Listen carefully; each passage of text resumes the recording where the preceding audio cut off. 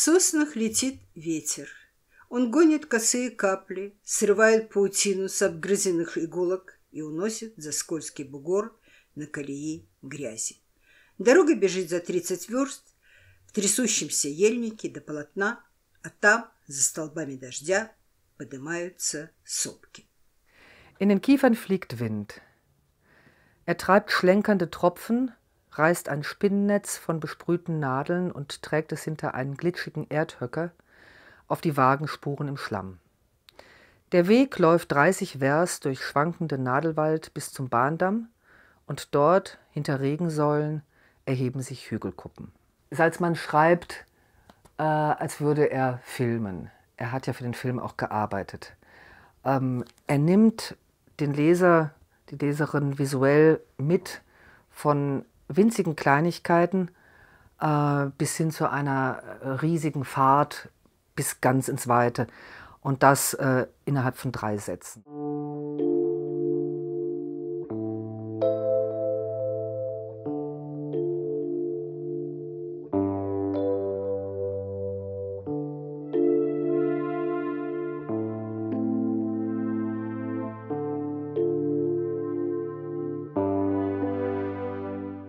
Ich weiß nicht mehr, in welchem Zusammenhang ich von Camus den Mythos von Sisyphos gelesen habe. Und da wird ja nun Bezug genommen auf Dostojewskis Dämonen. Und das hat mich umgehauen. So aus heiterem Himmel. Dostojewski stand bei uns zu Hause im Bücherregal. Aber irgendwie war diese Lektüre zu diesem Zeitpunkt etwas, was mich völlig gepackt hat. Und dann habe ich wie verrückt angefangen, russische Literatur zu lesen und habe offenbar auch sehr viel davon erzählt, weil dann irgendwann eine Kommilitonin, ich bilde mir ein, leicht genervt, gesagt hat, ja, dann lern doch Russisch. Und das habe ich dann gemacht. In Frankfurt eben Slawistik-Nebenfach, wunderbarer Russischkurs. Bin bis heute verbunden, freundschaftlich, meinem damaligen Lehrer Thomas Weber. Под ним струя светлей лазури, над ним луч солнца золотой. Also auf diese Weise habe ich Pot und Nat gelernt und nicht mehr verwechselt. So hat das funktioniert mit den Gedichten.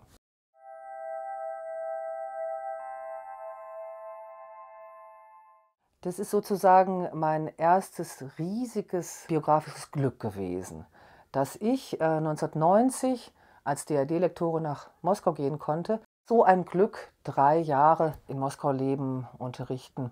Gerade diese 3 Jahre bis 1993, da ist ja sehr viel passiert. Ich hatte damals eine Hassliebe, was dieses Land betrifft. Hass bezog sich darauf, dass ich sehr schnell ein Gespür dafür entwickelt habe, wie viel Gewalt in dieser Gesellschaft steckt. Einfach so eine Gewalt, die im öffentlichen Raum immer wieder wie so Funken so hoch springt oder fliegt, in der Luft liegt. Politisch gut ist da, hatte man Hoffnung in der Zeit. Ich habe Leute kennengelernt, die sehr positiv dem gegenüber eingestellt waren, die gerne die Entbehrung in Kauf genommen haben. Die Läden waren leer, es war alles unglaublich mühselig und es war unklar, wie es weitergeht. Bei den meisten Leuten, mit denen ich zu tun hatte, war die Euphorie einfach größer, dass hier etwas Neues beginnt oder weitergeht. Die Liebe bezieht sich, glaube ich, wirklich darauf, dass ich den Eindruck hatte, dass ich irgendwie emotional zu Hause bin. Ich hatte einfach das Gefühl, dass das Emotionale, auf das ich treffe, in dieser Stadt, in diesem Land, etwas ist, was mich direkt anspricht, wo irgendwie so eine ganz harmonische, sagen wir, einfach Verbindung da ist.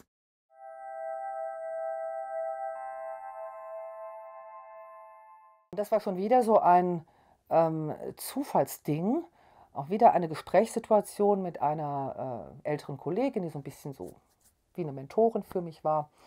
Und die dann sagte, ja, wenn dich das Übersetzen so reizt, das hatte ich dann wohl gesagt, dann musst du das wohl machen.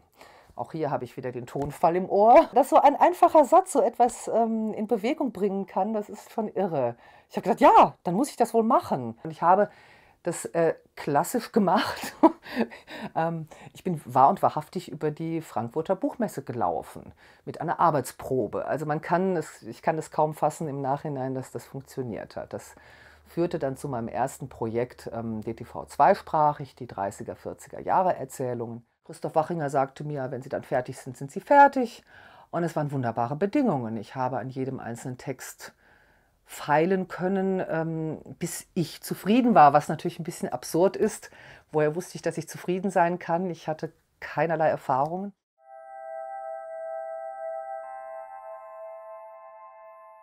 In Regensburg, an der Regensburger Uni damals, ich glaube wirklich, das war eine absolute Premiere. Svetlana Geier, Peter Urban und Rosemarie Tietze einen mehrtägigen Workshop veranstaltet haben. Rosemarie Tietze hat genialerweise sich da sofort hingesetzt und gesagt, übersetzen kann man lernen. Das hat nichts mit genialischen Eingebungen zu tun, sondern das kann man lernen. Und genau da hat sie uns, die wir da saßen, auf die Schiene gesetzt.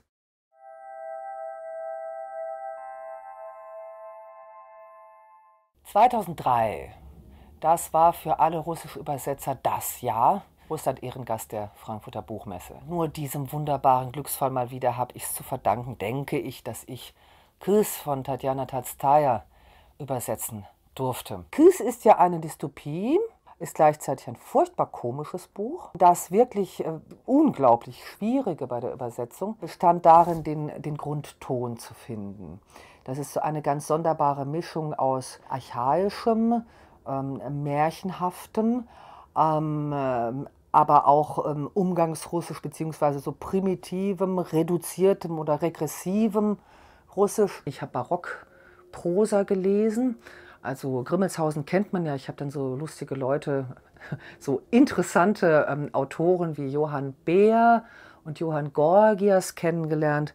Und das ist eine sehr interessante und vergnügliche Lektüre, um mich so ein bisschen in irgendeinen Ton hineinzufinden, mich anregen zu lassen. Das mache ich eigentlich bei fast allen Projekten. Der Titel des Buches, Kys, das ist ein von Tatjana Tolstoja geprägtes Wort, das gibt es nicht. Das bezeichnet ein Wesen in dieser Welt des Buches, das im Verborgenen ist, aber Angst erzeugt. Es gibt auch Anspielungen auf das Wort Riz, Lux. Die Kollegen, die ins Englische und ins Französische übersetzt haben, haben dann so ein entsprechendes Wort gebildet. Ich fand es wahnsinnig wichtig, dass dieses Wesen nicht männlich ist, wie der Lux ist, sondern dass es weiblich ist, weil in der Gesellschaft, in der russischen Gesellschaft, in der Gesellschaft des Buches, aus der Männerperspektive natürlich das weibliche Element, das, was bedrohlich ist und was Angst erzeugt. Als ich angefragt worden war ich gerade in Moskau und auf der Rückfahrt im Zug habe ich dann Kys gelesen. Also ich habe dann natürlich nur sagen können, ich schaue mir das an. Und als ich an die Stelle mit der Bibliothek kam, habe ich gesagt, das kann ich nicht. Das kann man nicht übersetzen, das geht nicht. Das Problem bei dieser Bibliotheksstelle ist, dass Benedikt, dieser heilige Narr, seine Bücher ordnet nach Sachgebieten, was die Autorennamen betrifft in diesem Fall. Zum Teil auch was die Titel betrifft, nach Farben. Krasny Chorny, Голубое Зеленый, Голубая Чашка, Аленький Цветочек, Ali Parusa, Żółta Strela. Also er ordnet nach den Titeln, die irgendwas mit Farbe zu tun haben und vollkommen unabhängig, was jetzt eben Autoren betrifft oder was den Inhalt betrifft. Und dann kommt er zu sprechenden Familien. Da gibt es eben Chlebnikow, Brot steckt da drin. Korkia, das ist dann die Brotkruste. Ja, dann kommt Kalbasjew, da ist Wurst. Sitin, da ist satt und Golodny, da ist hungrig drin. Also wir haben Familiennamen, die geordnet sind nach der Bedeutung, die in ihnen steckt. Und da habe ich gedacht, das ist doch unmöglich, wie soll ich das denn machen? Und habe dann mich entschlossen, als ich schon drin war im Buch und mich tragen lassen konnte, ja, da muss ich natürlich dann deutsche Autoren nehmen, deren Namen auch sprechend sind. Das ist dann anders, aber das Prinzip ist beibehalten. Also das klingt dann so: Mandelstamm, Brot, Bär, Kirsch, Zuckermann, M. Frisch, A. Stramm, P. Ernst, H.J. Fröhlich, H.J. Schädlich, F. Lang, G. Spät, C. Weise, K. Kraus, C.G. Jung.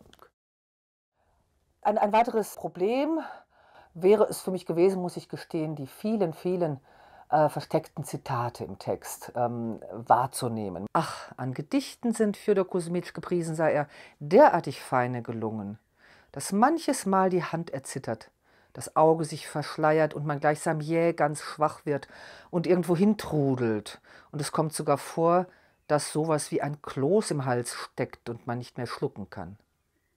Manche Gedichte sind klar, da verstehst du jedes Wort. Aber über andere schüttelst du grad den Kopf. Das hier hat Benedikt neulich kopiert. Bergesgipfel schlafen in finsterer Nacht. Stille Täler liegen in dunkler Pracht. Kein Staub überm Weg, kein Blatt stört die Ruh. Warte nur balde, ruhest auch du. Das ist eben ein Gedicht gewesen, wo ich überhaupt keine andere Wahl hatte, als selber die Übersetzung zu verfertigen, weil hier Lermontows Übersetzung von Goethe vorkommt. Und Lermontows Übersetzung von dem berühmten Goethe-Gedicht ist ja sehr frei. Wir haben hier plötzlich den Staub überm Weg. Wir sehen die russische Straße, die sich hinzieht. Lermontow hat andere Bilder gefunden, um dieses Gedicht und seine Atmosphäre und seinen Geist wiederzugeben. Ich habe dann nicht etwa Goethe zitieren können, weil wir dann ganz woanders gewesen wären, sondern habe versucht, eine Übersetzung von Lermontow anzufertigen. Bei solchen Stellen, da muss man sich lösen vom Original. Denn es kommt ja darauf an, dass man dieses System, was hier von der Autorin erstellt wurde, transportiert, aber vor allen Dingen den Effekt.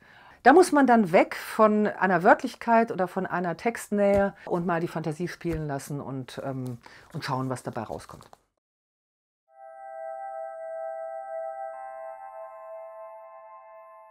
Ich war zu einem Kongress, Übersetzerkongress in Moskau, und wurde dann angerufen, oder ich habe angerufen, meine Kollegin und Freundin Tatjana Baskarkova, und die hat gesagt, da ist ein neues Buch, Pavel Salzmann, hol dir das doch. Und das war wirklich verrückt. Ich habe das Buch aufgeschlagen, wie ich es immer mache, die ersten paar Seiten lesen und war wie vom Donner gerührt. So ein Russisch habe ich einfach noch nie gelesen. Es war da gerade ein ziemlich großes Interesse an versunkener oder vergessener Literatur gerade aus den 20er, 30er Jahren. Und insofern hatte ich Glück, dass Andreas Rötzer von Mattes und Seitz Berlin relativ schnell da entschlossen hat, dieses Buch zu machen. Bei den Welpen war es sehr schön, dass ich natürlich nicht mehr mit dem Autor in Kontakt treten konnte, der schon verstorben war, aber eine sehr große Unterstützung erhalten habe von seiner Tochter Lotta. Ich habe auch seine Enkelin in Moskau besuchen können, habe dort Bilder von Salzmann, der ja auch bildender Künstler war, ein sehr interessanter Künstler.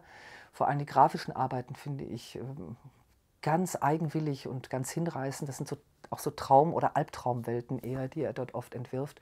Und da konnte ich dann einfach Blätter in die Hand nehmen. Die Welpen bewegen sich sozusagen außerhalb konkreter Raum und Zeit, sind mal hier, mal dort, verändern sich nicht, sind sozusagen ein Medium, durch das wir auf die ganzen Ereignisse schauen. In dem Text ist es noch ganz wichtig, dass diese Welpen sind plötzlich dann junge Männer. Es gibt eine Figur, die mal eine Eule ist, mal so ein Gag, ein reicher, herausgeputzter Mann, der auf Mädchenfang geht. Also alle möglichen Grenzen des Geschlechts zwischen Tieren und Menschen, das ist absolut essentiell in diesem Text. Alle möglichen Grenzen sind aufgehoben. Auch die Grenzen der Zeit. Alles verschwimmt. In dem Buch haben wir im Grunde immer wieder so einen Zustand der totalen Desorientierung. Der Text ist verfasst und man liest diesen Text und die Figuren benehmen sich oder verhalten sich so, als wäre man einer irren Schlaflosigkeit ausgesetzt, als wäre man zu Tode erschöpft, als wäre man krank, als wäre man gestört. Eine gestörte Wahrnehmung ist im Grunde etwas, was in dem Text total konstitutiv ist. Der Text ist so faszinierend sprachlich, dass mir das praktisch herübergeholfen hat über die irrsinnige Brutalität.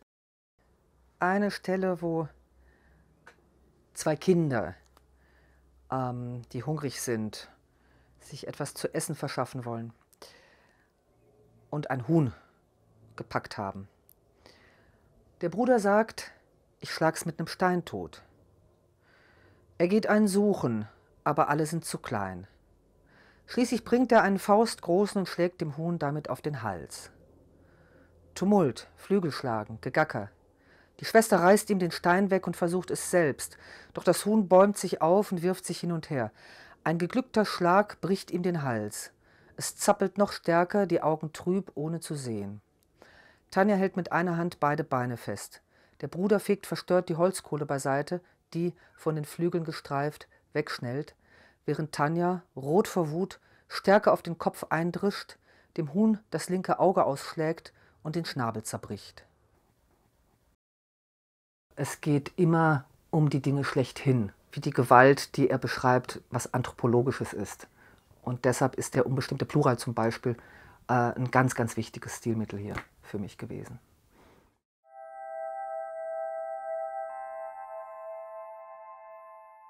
Da hat mich Katharina Rabe gefragt, ob ich das machen möchte. Es war ein neuer Text aufgetaucht, eine Erzählung von Mitleid und Grausamkeit. Ein Text, den Lydia Ginsburg ziemlich bald nach der überstandenen Blockade Leningrads verfasst hat, der deshalb sehr viel emotionaler und ungeschützter ist als die Aufzeichnung eines Blockademenschen. Der Text war schon bekannt, den habe ich allerdings dann auch neu übersetzt. Die Notizen eines Blockademenschen sind extrem reflektiert, sind diszipliniert geschrieben, sind sachlich, basieren trotzdem auf eigene Erfahrungen im eigenen Leib, aber sind sozusagen gefiltert durch Reflexion, was bei der Erzählung von Mitleid und Grausamkeit eben noch nicht der Fall ist. Weshalb dieser Text ganz direkt Erlebnisse nur notdürftig verhüllt durch eine dritte Person als Erzählerfigur, aber eben eigene Erlebnisse, nämlich der Tod der eigenen Mutter, der Hungertod der Mutter während der Blockademonate wiedergibt. Es gibt eine Stelle in dem Text, wo sozusagen die Fassade zerreißt, wo sie es nicht schafft, ihre Haltung zu bewahren, wo sie ganz einfach ja, fast zu stammeln anfängt. Und schließlich überschritt er die Grenze. Anscheinend hat er gesagt, es ist so ungeheuerlich, dass die Hoffnung besteht, dass er es vielleicht doch nicht gesagt hat. Wenn du doch endlich wirklich abtreten würdest. Dies Leben ist ja nicht mehr auszuhalten. Und das ein paar Tage vor ihrem Tod. Offenbar hat er es doch gesagt. Aber er hat dabei so ohrenbetäubend gebrüllt, dass sie es wohl nicht gehört hat. Also hat niemand es gehört. Und dann ist es dasselbe, als wenn es gar nicht gesagt worden wäre.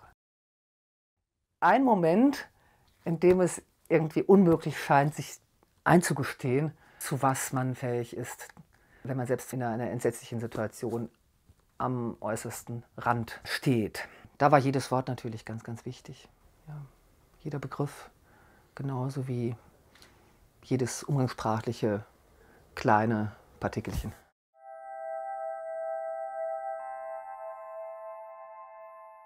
Wir hatten eine kleine Lesereise mit dem Japan-Buch. Das waren nur wenige Stationen, aber wenn man eine Lesereise hat, man lernt sich schon ein wenig kennen. Und seine unglaubliche Gelassenheit hat mich vielleicht auch so bestochen. Wenn ich mal einen Menschen gesehen habe, der in sich ruhte, dann war es Dmitri Prigov. Und sehr positiv offen in Bezug auf alles, was ihn umgab. Interessiert an allem, an Kleinigkeiten, an irgendwelchen Dingen. Und immer so mit so einem neugierigen, freundlich zugewandten Lächeln. Das letzte Buch, was ich bisher übersetzt habe von Prigov, ist Katja Chinesisch. Das ist sein letzter Prosaband gewesen, den er kurz vor seinem Tod vollendet hat. Das ist ein wunderbar poetisches Buch, sozusagen seine zarteste Prosa. Es geht um die Kindheit eines kleinen Mädchens. Folie war seine Frau Nadezhda Burova, die ist tatsächlich in China groß geworden, in einem englisch-russischen Elternhaus. Bilder sozusagen aus dieser Kindheit, beziehungsweise Bilder angeregt von dieser Kindheit. Das Ganze ist wie bei Prigov immer fantastisch überdehnt und überzogen, aber etwas verhaltener als in anderen Büchern. Und es sind wirklich wunderschöne Szenen der Kindheit, wie das Kind die Welt wahrnimmt, wie das Kind auf die Welt zugeht, so ein romantisches Kind sozusagen, das wahnsinnige Empathie hat und ganz dünnhäutig sozusagen alles in sich aufnimmt, was um es herum passiert. Das Ganze wird erzählt von einem Ich, eben von dem Prigovschen Ich, das man schon kennt und das die Dinge immer wieder kontrastiert, also diese Szenen, diese exotischen asiatischen Szenen mit ihrer Leichtigkeit und ihren Drachen und diesen ganzen Wunderdingen mit Szenen aus der sowjetischen Kindheit, seiner eigenen Kindheit. Und das hat einen irren Effekt, das exotisiert sozusagen die sowjetische Kindheit. Eine Schwierigkeit bei Katja Chinesisch besteht darin, dass es nicht wenige Textstellen gibt, die so ein bisschen flirren, also uneindeutig sind. Было впечатление, что кроме них и вообще нет лица, но улыбается. Кажется, что улыбается. Und ich habe mich jetzt gefragt, улыбается bezieht sich für mich nicht auf den japanischen Wachsoldaten, der früher da erwähnt wird. Das bezieht sich auf das nicht mehr vorhandene Gesicht, auf das Lächeln selbst. Also es ist eine Emanzipation, irgendwie es lächelt nur noch abstrakt. Ähm, und da habe ich dann lange Zeit gesucht und war plötzlich ganz froh, dass ich die Doppeldeutigkeit in dem S dann gefunden habe. Man hatte den Eindruck, dass außer ihnen gar kein Gesicht da war, außer den Wangenknochen. Aber ein Lächeln. Es schien zu lächeln. Es das Gesicht, es das Lächeln, es der Weltgeist sozusagen, also das All, wie auch immer. Das scheint mir typisch für Brigow zu sein.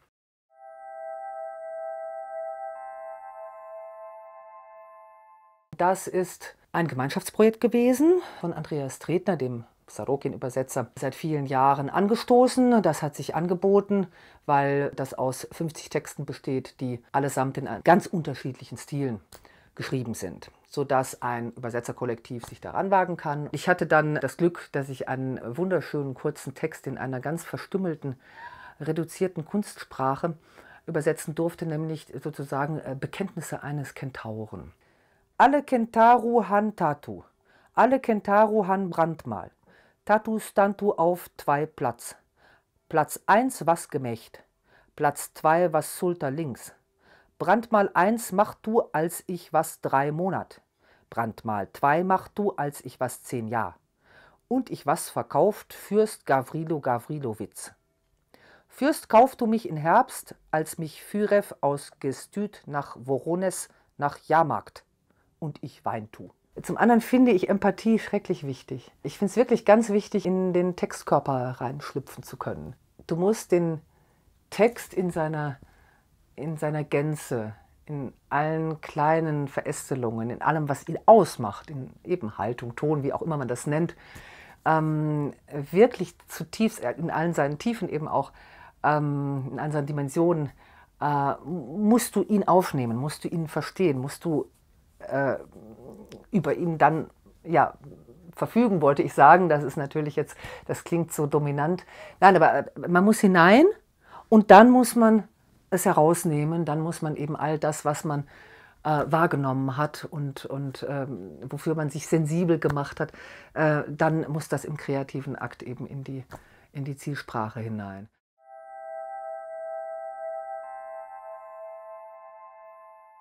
Ein Teil meines Übersetzerdaseins, einer der schönsten Teile. Das sind die zweisprachigen Werkstätten, die russisch-deutschen Übersetzerwerkstätten. Erst habe ich als Teilnehmerin sie kennengelernt, eine irrsinnige, wunderschöne, hinreißende Werkstatt 2006 in Strahlen, geleitet von Anna Schibarova und Andreas Tretner. Und ich durfte dann nach einigen Jahren selber mit Irina Alexejewa zusammen diese Werkstätten leiten. Das ist ein Begegnungsforum, wie es intensiver nicht zu denken ist. Jeder Teilnehmer, jede Teilnehmerin bringt einen Text ein und über diesen Text diskutiert man in der Runde, also über Original- und Übersetzungsversuch. Und da eben aus beiden Richtungen Personen teilnehmen, ist es ein wunderschönes Hin und Her. Die Teilnehmer mit deiner Ausgangssprache reagieren ganz anders als die Teilnehmer mit deiner Zielsprache, können dir ganz andere Tipps geben. Und du wiederum schaust eben auch plötzlich mit ganz neuen Augen auf einen deutschen Text, den die russische Kollegin ins Russische bringen will. Also es ist fantastisch, wie das Gehirn durchgepustet wird und wie viele, unendlich viele Anregungen man kriegt in diesem Format.